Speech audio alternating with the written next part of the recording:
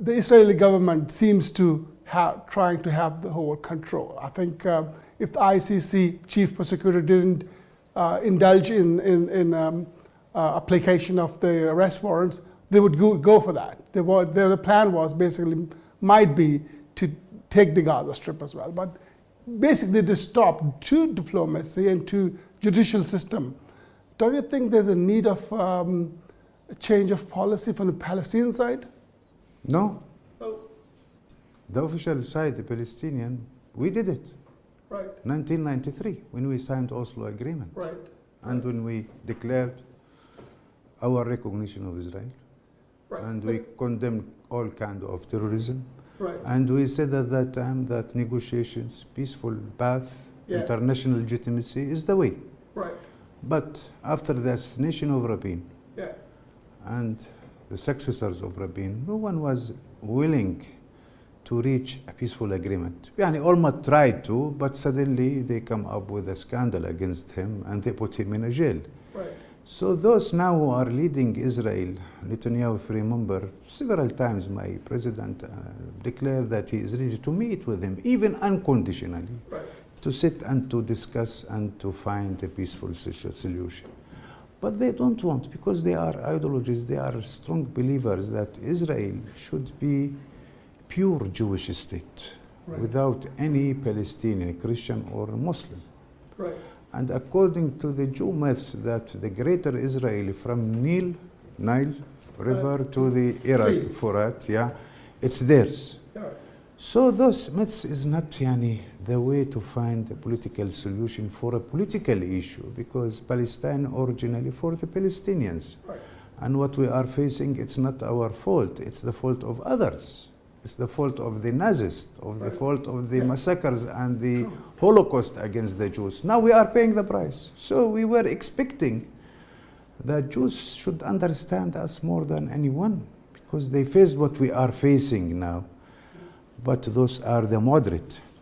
Israel is not the current ideologist, the current religious Zionists supported by a kind of evangelicist around the world. Right. So I think that the way should be a peaceful way. And why Hamas is there? Hamas because of the occupation. Right. If there is no occupation, you will not find Hamas or any resistant movement. And what's happened in 7th October, as the General Secretary of the UN said, it's not came from the vacuum. Because of the daily oppression, the daily invasion, the daily humiliating the Palestinians, killing, stealing, doing all kind of violations against the Palestinians. So Hamas, they found this way to, but our PLO and the leadership of Palestine, we were always calling for finding a way for the peace talks.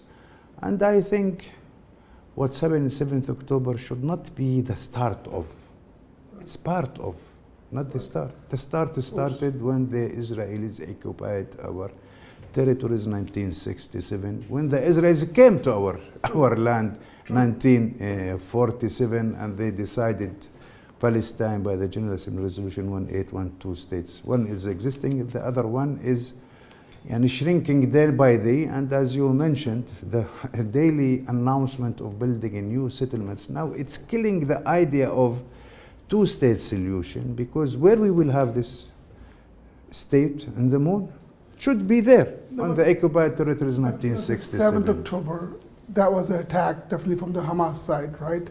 Which is also I understand what it was coming from, and but still, it was an attack on innocent people, undoubtedly. Yes. So if that didn't happen, don't you think the 37,000 out of them, most women and children, would not died? So don't you think the solution was better to go in the world and do that energy which they had on the world platform and be louder enough to free Palestine's state, which is in two-state solution at the moment? So don't you think that would be the more appropriate way, learning from the history? Not to put everything on Hamas. The massacres against the Palestinians by the Israeli gangs started 75 years ago. Right. 1948, more than 50 massacres committed by the Israeli guns against the Palestinians. Yes. They damaged more than 500 villages and cities, and they expelled more than 900,000 Palestinians. Those are now around 6.5 million refugees around the world. What's the guilt of those people? Secondly, in principle, we are against targeting any civilian. Yes. And we are condemning targeting civilians before 7th October and on 7th October and after that. Yes. This is a strong belief for us, and we Right.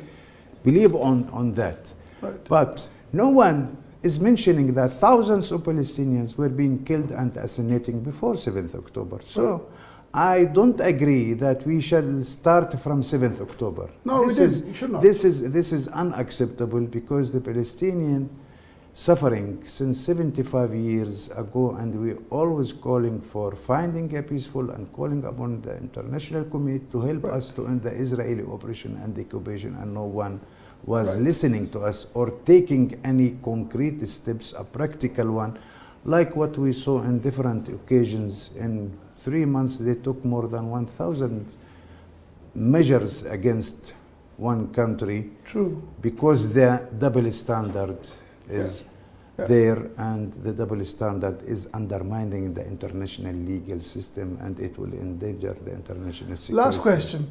Do you think Netanyahu is doing any good for the Israeli people? No. Netanyahu is leading Israel to nowhere, and he's a catastrophe for Israel. So many times I said that in my speeches at the Human Rights Council.